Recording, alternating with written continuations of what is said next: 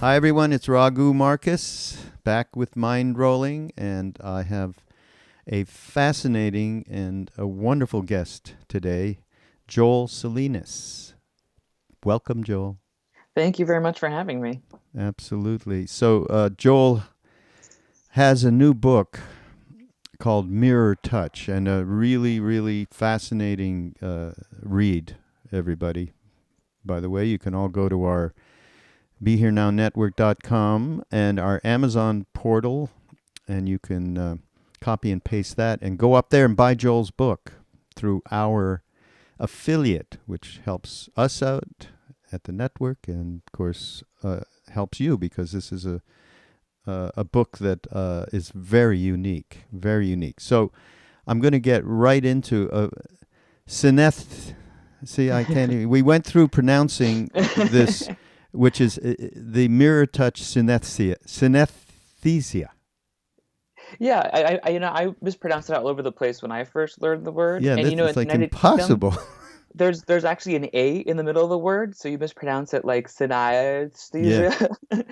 But it's synesthesia, like anesthesia, but uh-huh. synesthesia. So the term Synesthesia. it's an umbrella term essentially, where the word comes from the roots syn and aesthesia. So syn meaning together and aesthesia meaning sensation. So it's kind of like bringing senses or sensations together.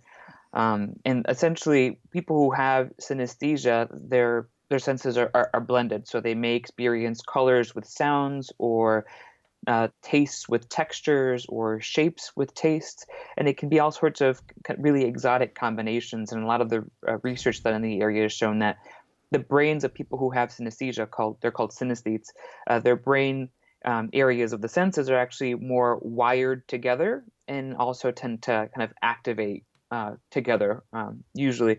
So if I were to hear a sound, for example, and I have sound color synesthesia, the sound hearing part of my brain activates, but also the vision part of my brain activates, and so that creates this perception of uh, maybe like a blue color with an E note, for example. And Nice. then when it comes to the whole population, about 4 out of 100 people actually have some form of synesthesia. And it's typically found in artists and musicians, people like Stevie Wonder, Billy Joel, Tori Amos, Skrillex, Lord, Kanye West. All these people have some form of synesthesia. And And Jimi Hendrix, let's not forget him. yeah, I that's mean, right. from if he didn't have, I mean, I'd be shocked if he didn't. Okay, Yeah, just his lyrics say it. yeah, yeah. I mean, yeah, Vladimir Nabokov also had it. He described his letter S as a curious mixture of azure and mother of pearl. Uh, Uh, for me, the letter S is kind of this like yellow, orangish kind of squash color. But yeah, so synesthesia can be any of those combinations of the different senses. But when it comes to the combination of vision and touch, there's actually one type of synesthesia which I happen to have as well. Is called mirror touch synesthesia. mm, So, for all of us, when we see people moving or being touched or in pain, uh, not only is the vision part of our brain becoming active, but also the touch part of our brain becomes active. And it's almost like creating a 3D virtual reality simulation in our minds of whoever we're looking in front of us. And it's believed that this mechanism that we all have is a part of kind of the fundamentals of empathy, of trying to understand what other people are thinking and feeling. And it's for the most part it's unconscious, meaning we don't know it's happening. Every once in a while, it crosses the threshold into consciousness. So, for example, if you're watching a football game and somebody suddenly gets tackled or someone falls and hits their face, that cringe feeling you get, as if it happened to you, that's that's it. that mirroring network Right. uh, that's involved. But for 2 out of 100 people who have mirror touch synesthesia, those brain areas that are involved are larger and more active. And so this mirroring experience is conscious essentially all the time. And what's even more fascinating is that we all have areas in our brain that help us to tell the difference between our physical bodies and the physical body of the people that we look at. But in people who have mirror touch synesthesia, those brain areas are smaller and less active. So this mirroring network is extremely heightened, where the boundary is blurred between yourself and other people.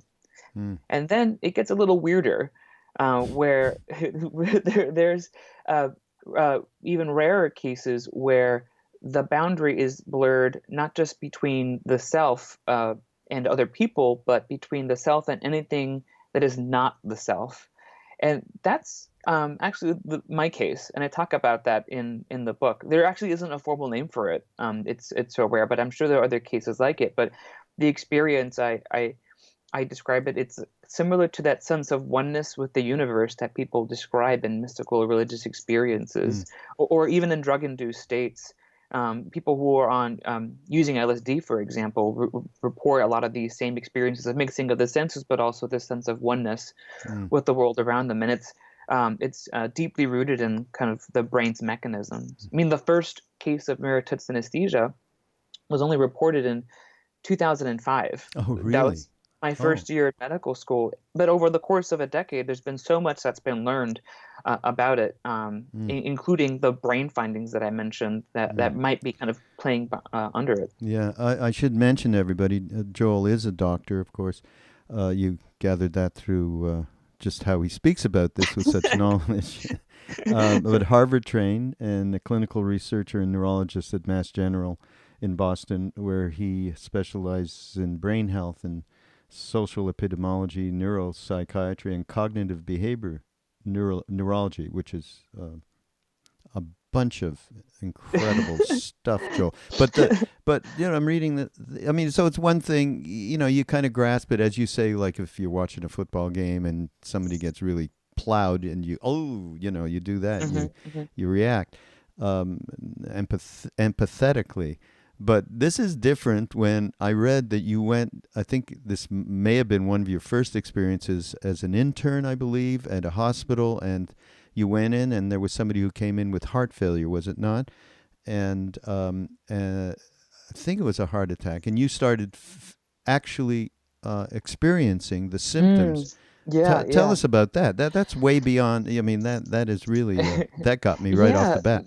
So these experiences are more vivid, the rarer they are, or I guess the more novel they are. So the first time I see something. So going into medicine as a medical student, everything was new and just so vivid that essentially it blurs my ability to tell the difference between my internal subjective reality and objective kind of physical reality. So as a medical student on my internal medicine rotation, for the first time, I was sitting in the workroom with my attending, and this code blue alarm goes off, and the code blue alarm means a cardiac arrest. So my attending runs out of the room, and I kind of chase after her as like the eager medical student to learn kind of my first emergency, what I'm supposed to do. And this patient happens to be right around the corner in a waiting room, actually. So totally unexpected. And as I walk into the room, I see his wife kind of in the corner, just in horror. And this man is on the ground, and he's already getting compressions.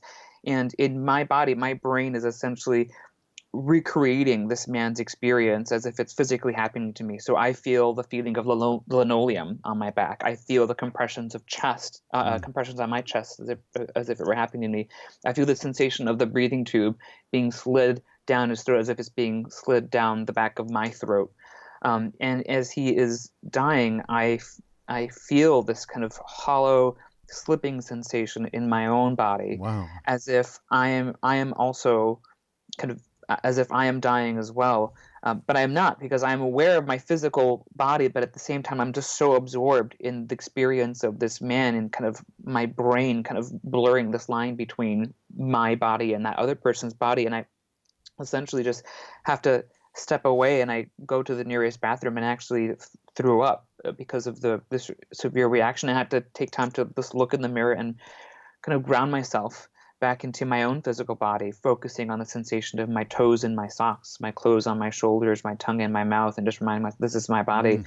And that was kind of one of the first experiences where I knew that this was going to be something that I was going to have to work through as I saw more patients. And it was something that I saw as a challenge, to say that if I'm going to be helping people, that I need to really be able to get a better handle over these experiences and be able to kind of ground myself in my own body.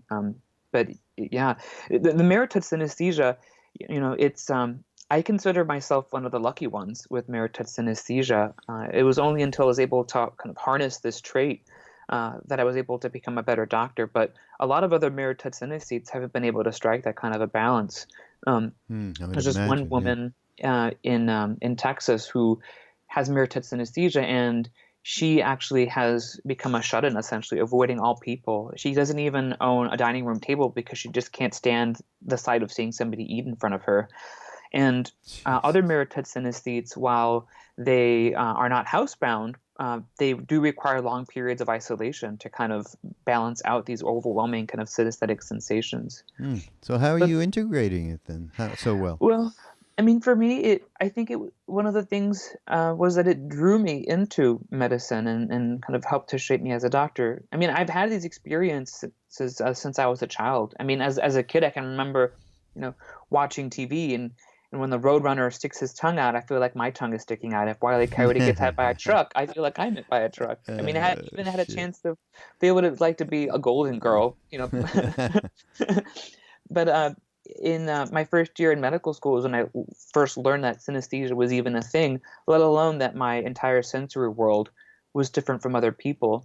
And a lot of it was learning about myself. You know how they say know thyself? Well, I really dove into the neuroscience of it and tried to get a sense of, okay, so I had this experience. What's behind it?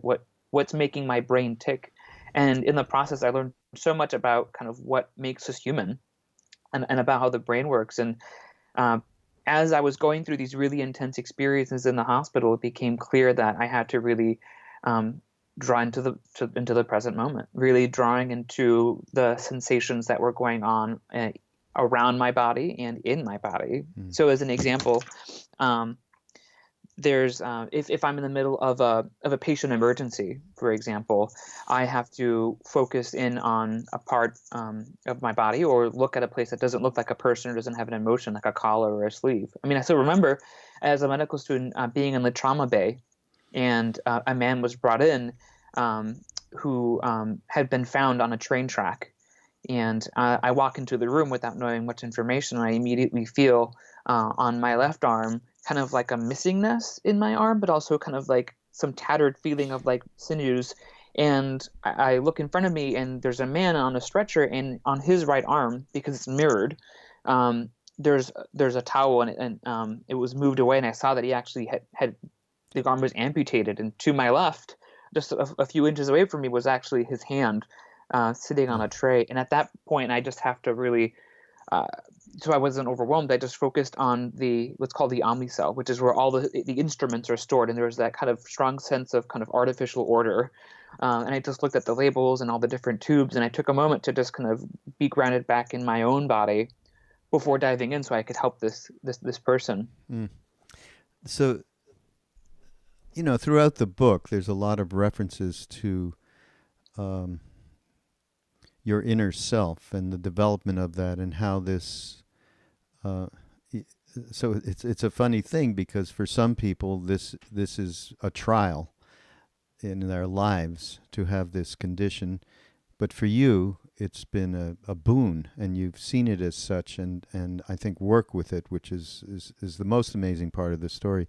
But in one, just I want to read a little something from the book that I found interesting, and directed into our inner selves and the work that we can do to help each other. The mirrored sensations recreated a mirrored experience, which became a hyperbolic replacement for empathy, which in turn became an unrelenting engine for profound compassion, a compulsory drive towards kindness.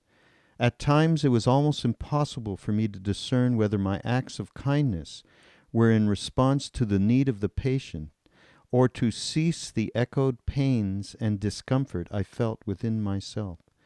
Given the circumstances of my training, however, rather than writhe in this psychic anguish, I assumed that we were one and the same.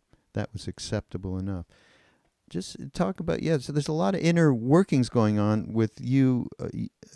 That's why I love this, because of your willingness to work with this as a positive thing, in order to change yourself and be able to be of even more service in your work.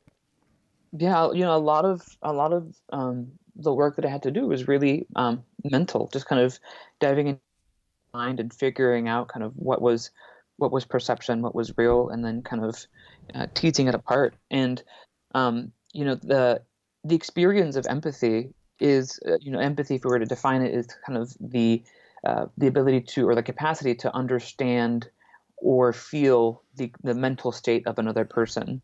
And because of this mirror-touch synesthesia, it's kind of like I'm reflectively flung into a very, very vivid experience of that person. I'm basically being put in the other person's shoes.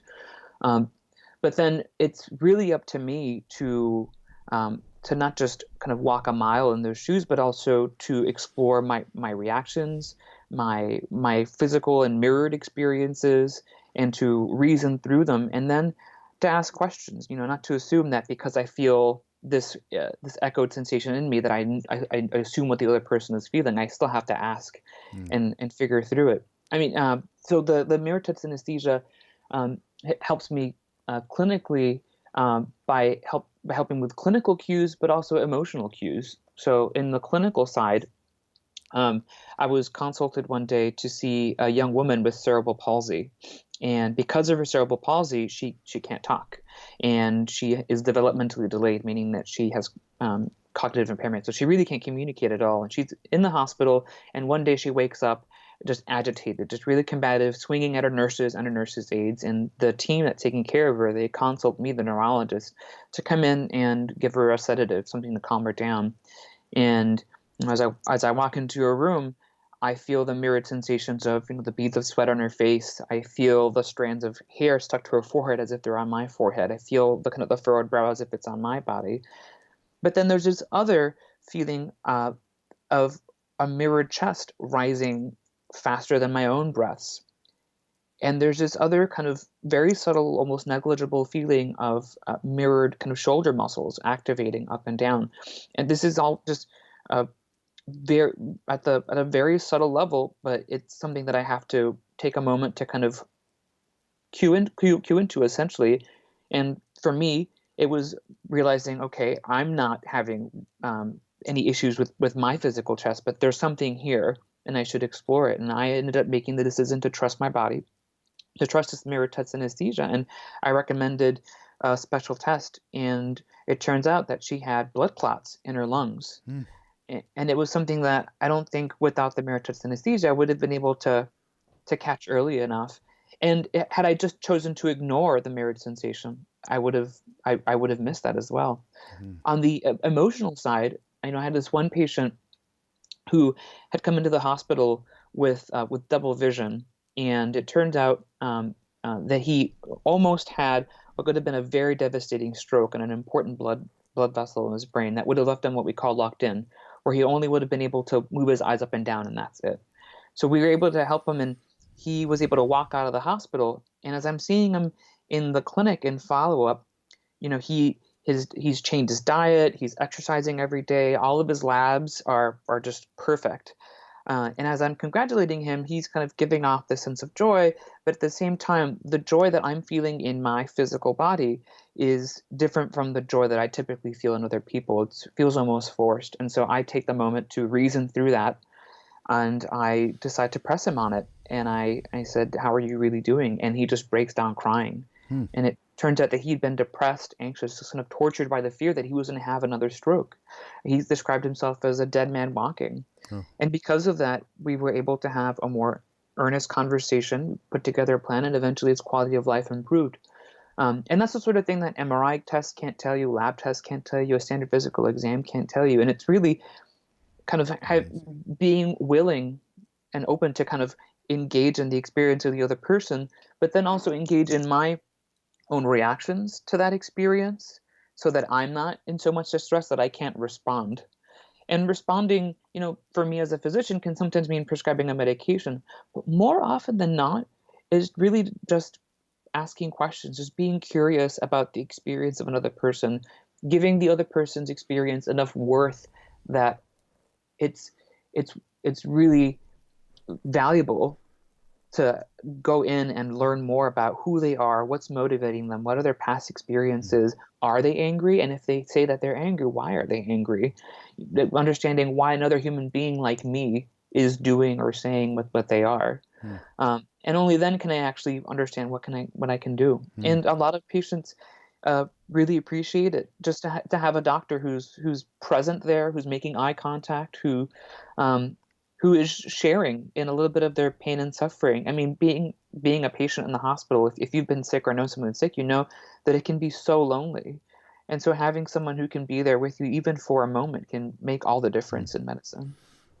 Well, boy, there should be more of you out there. You ought to duplicate yourself. Jesus, what do your colleagues think of some of this? Like that particular thing where you told them to do this particular test, and it came out, in a way that really probably saved that person's life.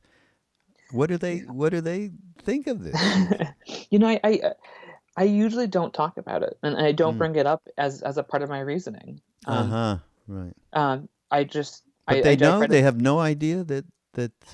Well, it's only been until recently that I've been open about it. It's been kind of like a second coming out for me, honestly. For me, as both a researcher and a physician, data is kind of the coin of the realm with my colleagues in scientific publications, and so I kind of did my due diligence in learning as much as I could about synesthesia and mirror-touch synesthesia specifically, going through the methods in every experiment and kind of deciding, okay, is this something that I feel confident in? And eventually one day I felt confident enough in all these studies that I felt comfortable enough opening up about it, not knowing how people were going to respond, because it's not an easy thing to explain, and it's not an easy thing to grasp, and not an easy thing to believe. And so the immediate reaction is usually that this person is crazy or this is full of it. And so I wanted to be respected among my colleagues coming up in my career. But at this point, with the amount of research that there is around it, I felt comfortable sharing my story, and I even wrote about it. And I've been so pleasantly surprised with how open my colleagues have been to talking about it, and how fascinated they are to learn more about the neurology and the science around it. And it's been very nice, and also engaging in conversations about empathy and compassion that we wouldn't normally have. I have physicians reaching out to me saying, now I have to rethink all of my past patient experiences now, because it really helps to reframe a lot of this. And one of the things that I've learned in the process of kind of researching about myself, essentially, was how self-relatedness is important in this process of empathy for all of us, and how we all have the hardwiring and the programming for empathy in us. We all have this capacity. And I think that's one of my hopes with this book, is that people will not just learn more about how the brain works and about mirror-touch synesthesia, but also how to develop their own heightened, more engaged sense of empathy. To me, this idea of a radical empathy doesn't necessarily mean more empathy. It means a more engaged empathy. Really being willing to and motivated to learn more about another person, and to process your own experiences in your own body that are going through. It's almost like it's another sense. We have sight, hearing, touch, and smell, but what about all these other processes that are going on in our brain that we're not taking advantage of? And as we engage in these things, we're essentially reprogramming our brain, like we do when we learn how to play the violin or when we learn how to juggle. And we can make it second nature to be able to kind of navigate from this high kind of empathic state to compassion, and then acting on it in a form of kindness. Here's some stuff that I think everyone would be good to share for everybody listening. Like pruning, it's also possible that an above-average executive function helps regulate the chatter of thoughts and emotions. Well, I think 100% of us that are listening and are out there could use that. Maybe you can talk about I think it's around cognitive flexibility. So talk about that a little bit. Yeah, the frontal lobes are, at least the brain cells that we find in the frontal lobes, are tied to all these other networks around the rest of our brain. But essentially what we see is that things like associating new ideas to old ones or being able to regulate our own behavior are all tied to this executive functioning that we call. Um, and I kind of see it almost like Samson's hair, because it's kind of the source of immense strength, but also great weakness. Because when we are sleep deprived, when we drink alcohol, when we are stressed, it's usually the first thing that goes. And we lose control of the ability to regulate our own behavior, which is why things like, when I'm under a lot of stress, I work on balancing a lot of this empathy with resilience, almost at a 1-to-1 ratio, kind of building up my reserves for it. And that means a very simple checklist of basic self-care things like, am I sleeping enough? Am I eating regularly? Am I drinking enough water? Because all those little things make such a big difference in our ability to process the world around us, to reason through our world, to kind of regulate through our own emotions and experiences.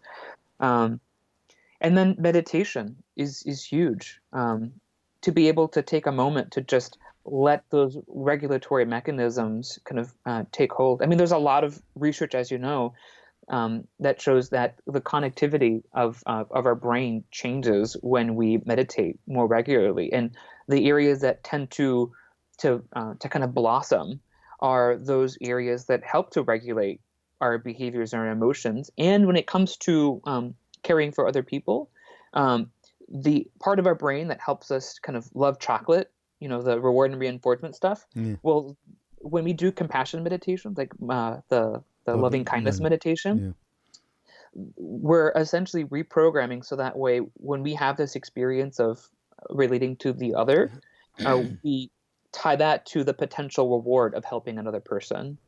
And so we're more willing to act in kindness and to be more altruistic overall. I mean, it's just amazing. Yeah. I think you must know who Sharon Salzberg is. Yes. So Sharon is on Be Here Now Network, and she's a very, very old friend of mine and Ram Dass's. And she is probably the strongest reflector of loving kindness in Buddhist meditation. And interestingly enough, so I've done a lot of sittings with her, and she teaches at these retreats we have in Maui and so on. And she knows me quite well, and I always have a problem. I always tell her I can't get to that loving kindness thing. I mean, somehow my brain it's just something refuses to open in the way that one needs to open. And so you know what? Thanks for that little statement that you just made about the retraining of the neurons there, so that the proclivity happens on its own towards being. Yeah. I mean, it's really important. There was some research done at the University of Wisconsin with Richie Davidson's group. Specifically, Helen Wang was the person who did this research looking at loving kindness and altruism and changes in the brain. And the intervention that they did, the meditation, was just half an hour every day for 2 weeks. And just after 2 weeks, they found big changes in altruism and also in the brain. So it's just pretty phenomenal. And some of the other really fascinating work that's been done about kind of how our brain perceives our own body and the bodies of other people shows something similar. So there's this one group that looked at the use of virtual reality to kind of enhance this sense of relatedness. And what they do is they put you in, they strap you onto this VR system, and in the virtual reality world, the avatar that you're in, the body that you're in, looks nothing like you. And so when they just have you walk in front of a mirror and you look in the mirror, so let's say I am a white woman with blonde hair, and I'm looking in the mirror, I'm actually seeing an older black man. and just having that experience alone increases the amount of positive thoughts that you have to the out group, the people that you don't look like. I mean, it's part of our, we're very tribal. We evolved to be very social and be very loyal, essentially, to the people who physically look like us. And that's part of the stuff that we don't know about. And so the more that we're able to see those that don't look like us as us, the more we're able to find what similarities we have. Even if it's just they have a nose, I have a nose. They have eyes, I have eyes. They have parents, I have parents. The more your brain begins to see them as an extension of your own body and is more willing to be generous and kind to those people. Mm-hmm. Well, there's a prescription for all of us, right, to work through that. It's not easy. It can be a really painful process, especially if the person that you're looking at holds ideas that you don't agree with. Yeah, you don't agree with. Yeah. And that's the thing that's key is you don't have to agree with what another person is saying to be able to be kind or generous to them. Mm-hmm. There is some difficulties in this country right now around that the polarization that we were going through. I can't tell you how many podcasts I've been doing this year with all of our people, our friends and our teachers and so on, talking about just this subject. So I think it's real important, and it all is very difficult, and it does need practice. And that's, very much, I mean, some of the things you're speaking of, you haven't said the word yet, but they certainly revolve around mindfulness. Oh, yeah. Absolutely. Yeah, I call this whole experience a compulsory mindfulness. For you? Yeah, it's because I have to have that degree of engagement in kind of my internal and external world all the time to kind of to filter through it as best as I can. Yeah. Yeah, and I think the executive functioning is what's really key in helping to regulate that reaction. We don't have control over how other people act or what they do. We can't control how they respond to us, but we can control our own internal reactions to the world around us. I mean, that's some of the work that's been done by Lisa Feldman Barrett. I don't know if you're familiar with her, but she is a psychologist out of Northwestern, and she recently wrote a book about how emotions are made, kind of summarizing a lot of her work around emotion. It's just fascinating. It's a new look at emotions, but essentially it's thinking that these emotions aren't kind of the same emotion in everybody. Like there isn't a single blueprint for emotions, and there's not a single part of the brain that houses fear or houses disgust. Really, what our brain is doing is kind of responding or kind of creating our responses to the world around us that are taught to us.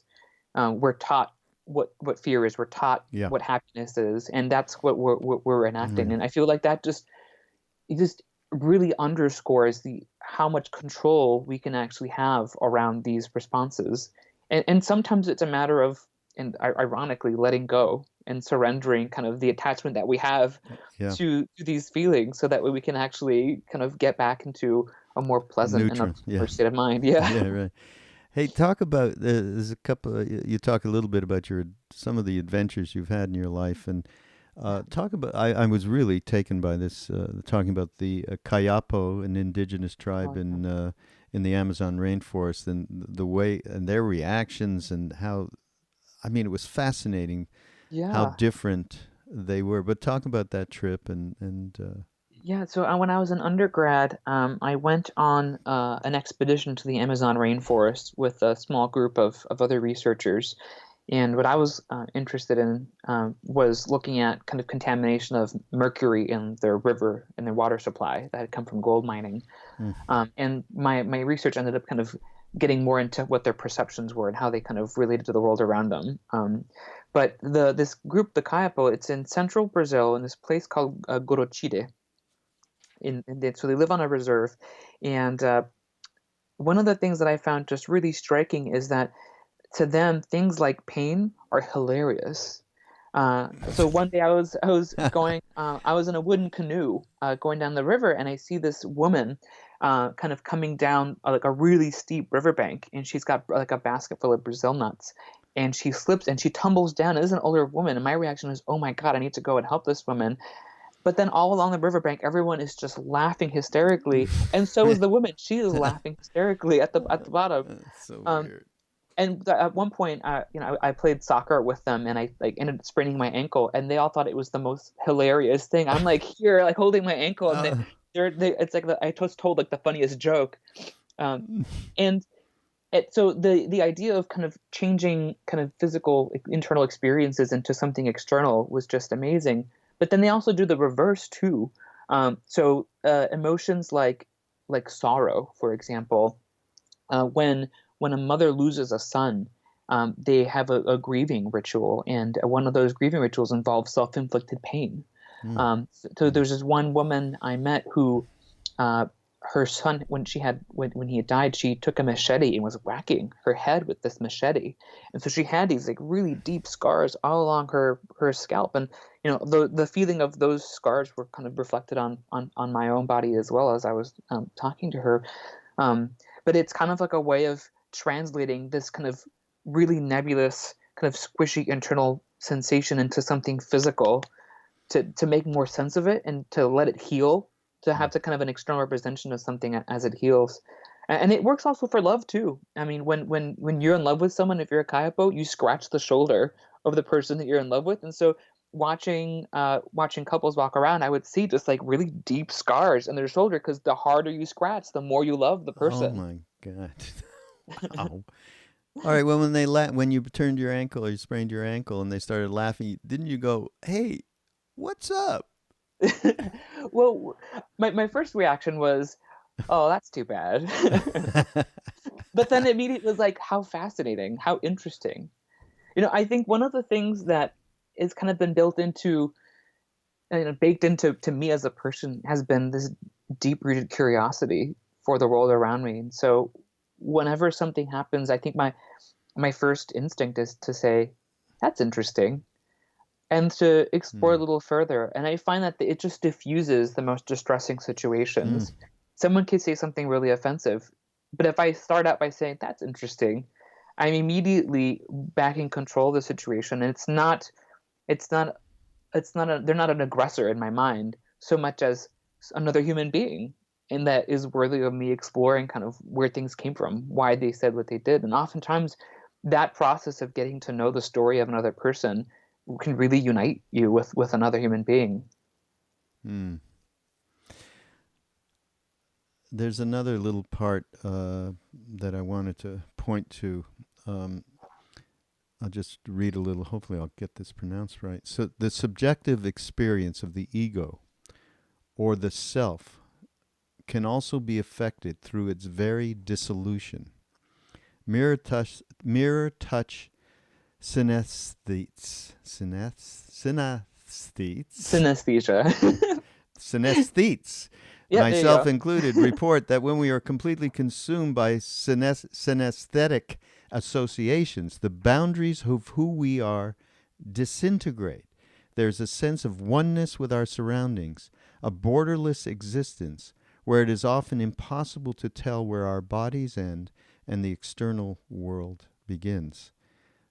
That's quite a statement. And further, you talk, while the idea of ego dissolution and precognition can evoke images of psychics and mediums delicately fingering their temples, we can at least speculate that the synergy of Fiona, and I'd like you to talk about this, Fiona, who's in the book, synesthesia, we can at least, and perhaps a natural slant to notice novel information, allowed her to attend to subtleties imperceptible to others. She could then access the information in the context of her existing memories, which allowed her to recognize a pattern as the brain dictates. She attributed her own meaning to the pattern, which she translated into action with a positive outcome. Whether the experience was mystical or nothing more than a lucky presumption becomes less relevant. Regardless of how her actions were derived, she saved a life, and any act of healing is miraculous. So, talk a little bit about her, but also this ego dissolution Yeah. concept. So Fiona is another mirror-touch synesthete that I have. She was actually the first mirror-touch synesthete that I met, which was a fascinating experience to begin with. It was like meeting an estranged family member that you hadn't known, and you were just meeting for the first time. We were just kind of eyeing each other, trying to figure out who each of us was. In the process of getting to know her, I was just so surprised to see that there was so much overlap in our experiences. And this is something that happens a lot with synesthetes and mirror-touch synesthetes specifically. A lot of your childhood experiences are colored very similarly. And one of those experiences that we share is this idea of the ego dissolution. And it's funny that it's those words, ego dissolution, because at a lack for more concrete words or other words, that's what we go for. And so we kind of know what we're talking about. I remember when I first brought it up with the neuroscience researcher, I felt kind of sheepish about it because I was like, oh, he's just gonna think this is so weird. And so I was like, yeah, when I'm around a large group of people with all the sensations and things going on, it's like there's this dissolution of the ego. And he kind of like rolled his eyes. But as more and more, as I talk to more and more synesthetes about it, it is a really similar experience. And now that we know more about mirror-touch synesthesia, it does make sense that this mental map that we have of ourselves, kind of this awareness of kind of where we are in space, gets blurred as we're looking at other people and other things. So for mirror-touch synesthetes who have this mirrored experience to not just people but to things, it's almost like this mental map of where my right arm is and my left arm is, kind of goes away and blends in with everything around me. So if I'm looking at not just a person, but looking at like the Statue of Liberty, for example, I feel like my arm is one of my arms is raised. I feel like I'm carrying a book in a hand. I feel like I'm wearing a gown and I have a crown on my head. And then it kind of goes. The experience becomes less vivid the less related it is, the less it looks like a human being. But it still happens. So if I look at a lamppost, I feel like my neck is long and my head is up atop like a lamppost. Or if I look at a glass of water, I feel like there's water kind of sitting around my face. So there's this kind of this intimate kind of experience of the ego moving out of the body into the world, basically placing my mental body map into everything I'm looking around me. And that one of the things that I had to learn over the last few years was actually how to navigate between the other and the self. And I feel like I've finally gotten a better handle over it, so that way I can always find the right place to kind of be within my own body and kind of the outside. Have you ever contemplated in terms of karma and reincarnation, which is part of fabric of my life because of my meeting with this amazing being with Ram Dass all those years ago? So I'm hearing all of this and I'm looking at you and going, I wonder, what is the karma to have this, to be born into this incarnation with this particular, with synesthesia? I mean, have you ever thought of that? I've thought of it a couple of times. I don't know. And I don't know. I don't know. I see it as a teacher. It's just this. It's a part of who I am. It's part of my body, and it's kind of taught me so much through really harsh lessons, but also some really beautiful lessons as well. I mean, sure, if I see someone in pain, I reflect that pain in me, and that can be really uncomfortable. But at the same time, I can also feel what it's like to be hugged by another person just by looking at someone being hugged. Seeing a baby feels amazing, to feel that young again. So I get to feel so much love and beauty in the world, and I get to just feel so connected with everything around me.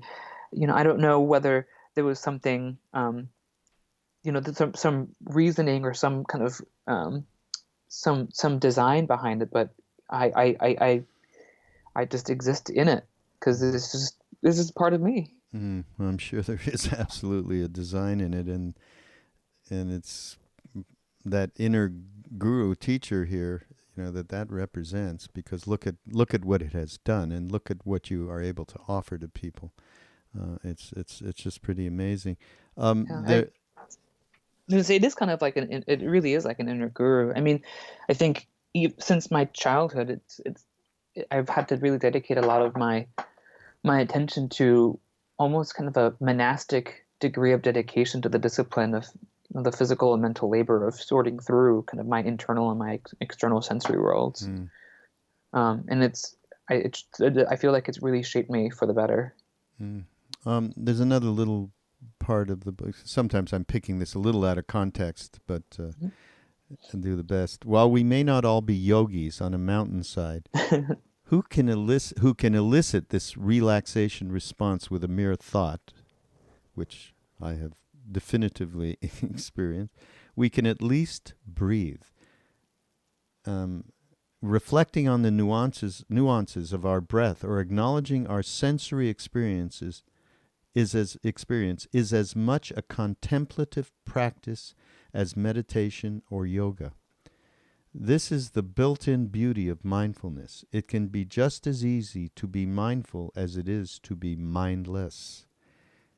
We have all the hardware and software we need to be able to tap into a contemplative practice that will allow us a greater locus of control over our mind and the ability to select our response to whatever occurs in our external or internal experience. Well written and well said, Thank you. Doctor. And particularly, we can at least breathe. Yeah. That and I we're doing an online course right now called Life in Balance, just trying to, with all these Jack, Sharon, Joseph, all the Ram Dass, all these teachers, just how day to day to interact with your life, with phenomena and circumstances and people and situations in a more conscious manner that will, cause more happiness and less suffering.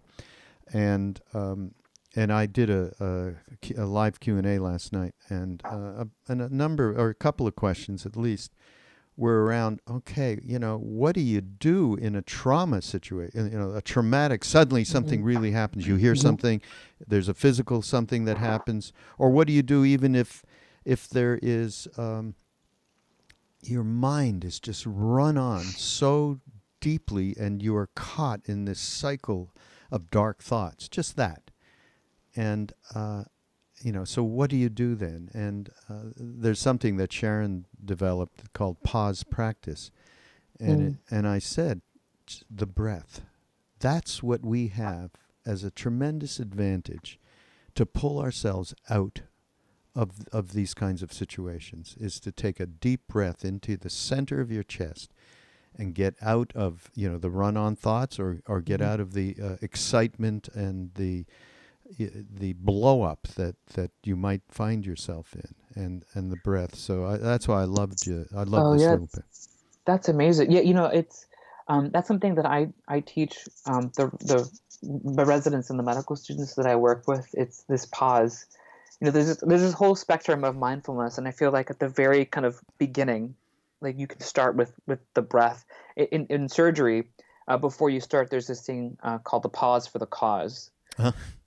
Where everybody stops what they're doing, reviews who the patient is, what part of the body is being operated on, what procedures being done, and anything that anybody should know, any questions that are around. And it's just like brief pause, and I find that the breath is so at the core of that. It's almost like it's like the kill switch, or kind of, it's just like no matter what's going on, the breath will always be there. You have to breathe, and that can just change everything just by focusing on the breath, and kind of moving up along that spectrum. And I think this is kind of one of the things that I think is so important for people to realize, is that no matter how skeptical you are of meditation or things that are spiritual, there's something there for all of us, and there's so much science behind a lot of this. It really is accessible for those that need the science to really be able to be open to it. But for people who don't need the science, there's plenty there. But from breathing to simply just walking in nature, just surrounding yourself with nature, can really begin to put you into this more mindful state. Just be looking at the sky, looking at a leaf, can help tons. And then as you move up along that spectrum of contemplative practices, you get into things like, journaling and riding a bike, running, kind of focusing on how you fold your clothes, to mindful eating, to sitting meditation, and then getting into the more engaged process of going through your thoughts while you're in that meditative state. And I think just like anybody who's beginning to learn an instrument like the piano, if it's too challenging to rush through learning at the most advanced level, then start at the most basic thing, and that's just breathing. Breathing is requisite for life. Yeah. So right. Core. So you're already doing it. It's core. There's one other thing it struck me that I read in the book. I mean, I'm pretty familiar with Sanskrit terms, and having lived in India and spent so much time there, as I still do. But I never heard this term. Okay, this is this kind of a really, and it's another difficult pronunciation. Not that it shouldn't be if it's Sanskrit. Uh, Anekantavada. Anekantavada. I don't even know if I'm saying that right, and I'm usually good at that stuff. Refers to the multiplicity of viewpoints where truth and reality are perceived differently from diverse points of view, and no single point of view is the complete truth. Where did you bump into that? And yeah, talk about that. Yeah, so this idea of the multiplicity of viewpoints, I think, is core to the not just to the internal human experience, but to the experience of relating to other human beings, other brains, and the world around us without our brain is just it's this like blob just waiting to happen, and we are each creating kind of the fullness and the vividness of our world within our set through our senses and through how we perceive, through our past experiences, how we act and interact with the world. And within each of us, the lenses that we use or the viewpoint that we use can be so different from another person. And without acknowledging that, we can fall into some really deep assumptions. Like for me, I assumed that everybody had the experiences that I was having. I assumed that everybody had synesthesia, that everybody had experiences of colors with sounds and colors with letters, that everybody physically felt what they saw in the world around them. People who are colorblind, for example, as a more literal example, a lot of them don't know that they're colorblind until somebody asks, or until somebody realizes that they are in fact seeing the world differently. That the red light at the traffic stop actually looks more orange to them, but to them, that color that they're seeing is still called red. It's just perceived very differently, and it builds a whole other world. So I think unless we are inside the body of another person, unless we are the other person, we are going to be so different from each other, which is why it's so important to get to know who people are, what's going on in their brain, what's going on in their past that's led to who they are now.